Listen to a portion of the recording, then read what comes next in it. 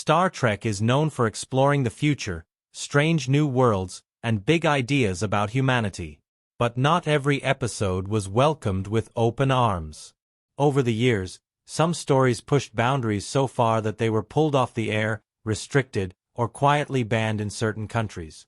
These weren't small controversies either. They involved topics that television networks thought went too far.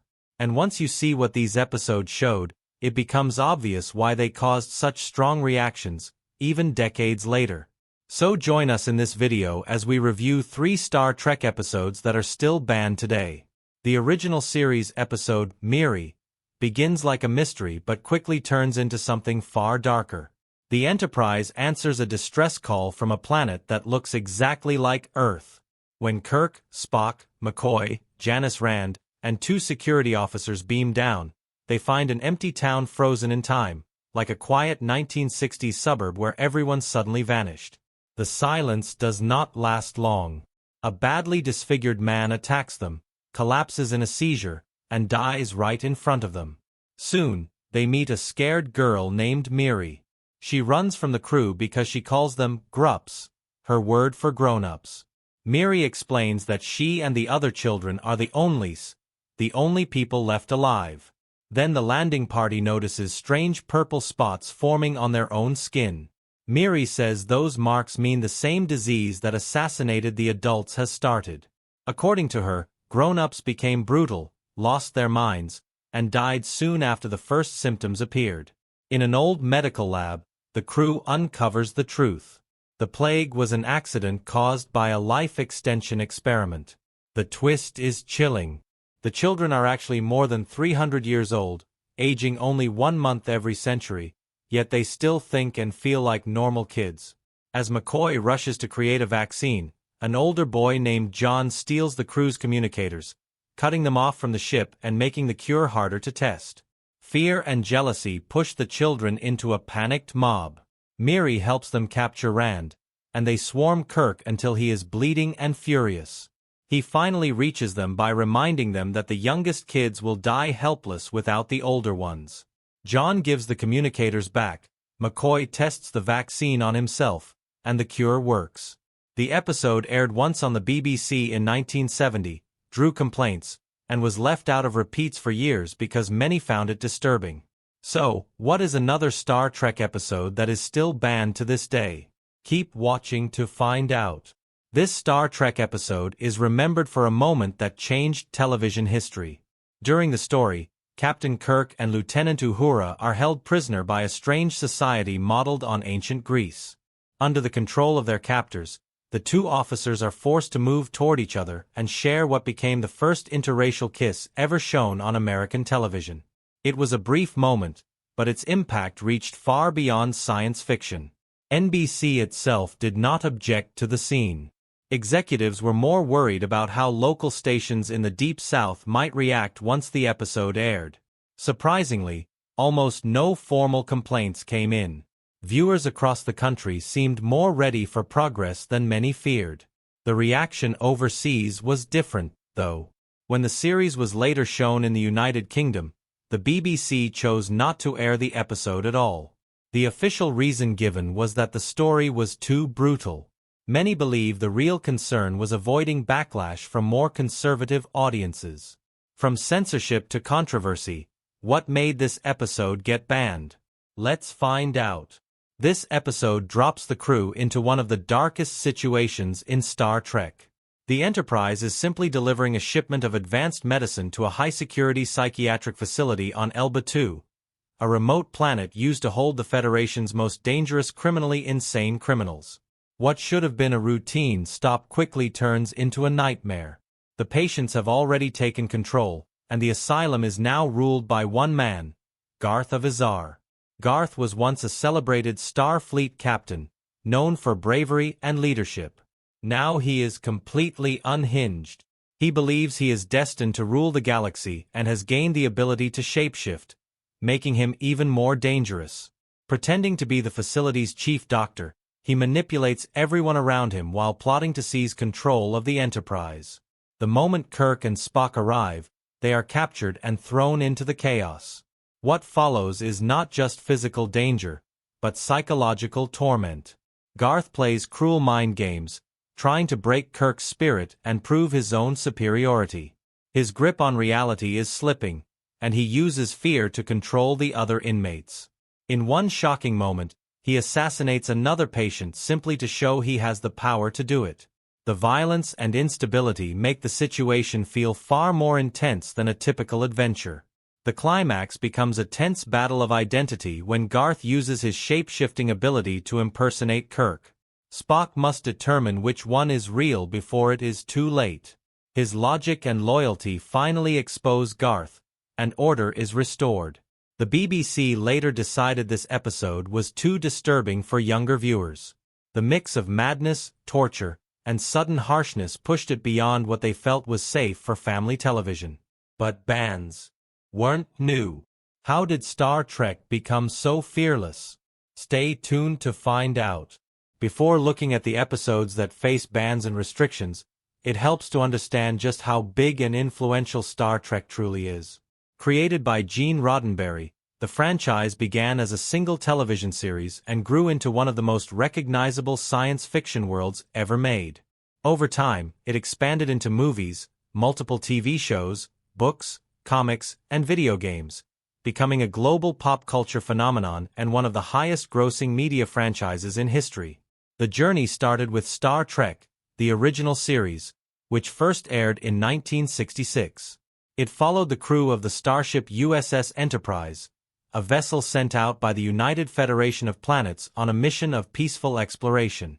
Each episode carried a sense of adventure and curiosity, summed up in its famous goal: to explore strange new worlds, seek out new life and civilizations, and boldly go where no one had gone before. Roddenberry drew inspiration from classic adventure novels, old Western television shows, and earlier science fiction films, blending them into something that felt both futuristic and familiar. Even though the original show only ran for 3 seasons, its legacy continued to grow. The characters returned in an animated series and later starred in 6 feature films. Decades later, television brought the universe back with a new generation of crews and ships. The next generation introduced a new Enterprise and a different era, while Deep Space Nine and Voyager explored other corners of the same timeline. Enterprise later stepped back in time to show the early days of human space travel. The film series also evolved. After the original cast's movies, the crew from the next generation got their own set of films. Then, in 2009, the franchise was rebooted with a new cast playing younger versions of the classic characters, set in an alternate timeline often called the Kelvin timeline. This allowed familiar stories to be told in new ways while still honoring the past. Streaming platforms brought yet another wave of series beginning in 2017. These newer shows explore different time periods within the same universe, from the years before Captain Kirk to far future centuries never seen before. This constant reinvention has helped Star Trek stay relevant for generations of viewers. The fan community has also played a huge role in keeping the franchise alive. Devoted fans, known as Trekkies or Trekkers, collect merchandise, attend conventions, and even create their own fan productions. Over the years, traveling museum exhibits, themed attractions, and countless collectibles have shown how deeply the series has shaped popular culture. The fictional Klingon language even became detailed enough for people to study and speak it in real life.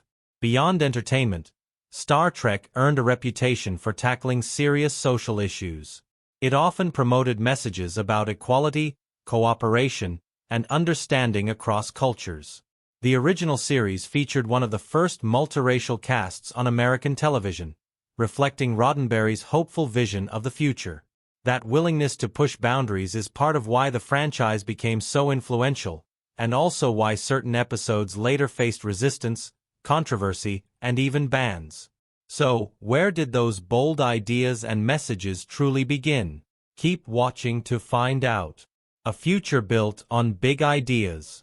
Years before Star Trek ever reached television screens, Gene Roddenberry was already shaping it into something more than a simple space adventure. In 1964, he wrote a proposal for a science fiction series that he sometimes described publicly as a wagon train to the stars, to make it sound like a familiar Western-style show. Privately, though, he told friends he was inspired by Gulliver's Travels. He imagined each episode working on two levels at once: an exciting story on the surface and a deeper moral lesson underneath. Most Star Trek stories follow humans and aliens serving together in Starfleet, the peacekeeping and humanitarian fleet of the United Federation of Planets. These characters are not just explorers. They are meant to represent humanity at its best. They value cooperation, fairness, and compassion, and they are often forced to apply those ideals in complicated and uncomfortable situations where the right answer is not always clear. From the very beginning, the series used science fiction as a mirror for real life. The original series reflected the social and political tensions of the 1960s, while later shows would do the same for their own eras. Through alien worlds and futuristic settings, Star Trek explored issues like war and peace, racism, sexism, class struggle, religion, human rights, and the growing influence of technology. Roddenberry once explained that by setting stories on distant planets with strange cultures, he could talk about controversial topics like politics, war, and social change without network executives immediately realizing how bold the messages were. Roddenberry's vision was strongly shaped by the spirit of change happening during the 1960s. He wanted the show to present a hopeful future where humanity had learned from its mistakes, especially the mistake of constant brutality. One example of this idea appears in the Vulcans, an alien species that once had a brutal past but chose logic and self-control over aggression. Their culture showed that growth and peace were possible. He also imagined the United Federation of Planets as an optimistic version of the United Nations, where different worlds work together instead of fighting. This hopeful message was not always welcomed by television executives, who worried more about ratings than ideals. They pushed back on several of Roddenberry's choices, including his insistence on a racially diverse crew aboard the Enterprise. Even so, his determination helped shape Star Trek into a series that stood for progress, equality, and the belief that the future could be better than the past. Those ideas didn't stay on screen. How did they shape reality? Let's find out. Star Trek's impact on culture, technology, and history. The Star Trek franchise is not just a television show. It is a multi-billion-dollar media empire owned by Paramount Global. Gene Roddenberry originally sold it to NBC as a classic adventure drama, pitching it as a wagon train to the stars, and even as Horatio Hornblower in space. The series' iconic opening line, "To boldly go where no man has gone before," was almost directly lifted from a U.S. White House booklet on space that had been produced after the Sputnik launch in 1957. This simple phrase would come to symbolize humanity's curiosity, ambition, and endless drive to explore the unknown. From the moment it aired, Star Trek and its many spin-offs found an audience worldwide. It proved popular not only in the United States but in syndication across the globe, reaching millions of viewers who would become lifelong fans. The franchise's influence extended far beyond the screen, shaping pop culture and inspiring a dedicated subculture. Fans, who call themselves Trekkies or Trekkers, have created conventions, fan productions, and communities celebrating every corner of the universe Roddenberry imagined. The 1997 documentary Trekkies explored this phenomenon in detail, showing how the show became a cultural movement rather than just entertainment. TV Guide even ranked Star Trek as the most popular cult television show in history. Scholars and fans have long compared the franchise to Star Wars, though Star Trek is often credited with tackling social and scientific issues in ways that sci-fi adventure alone could not. The show's vision of the future.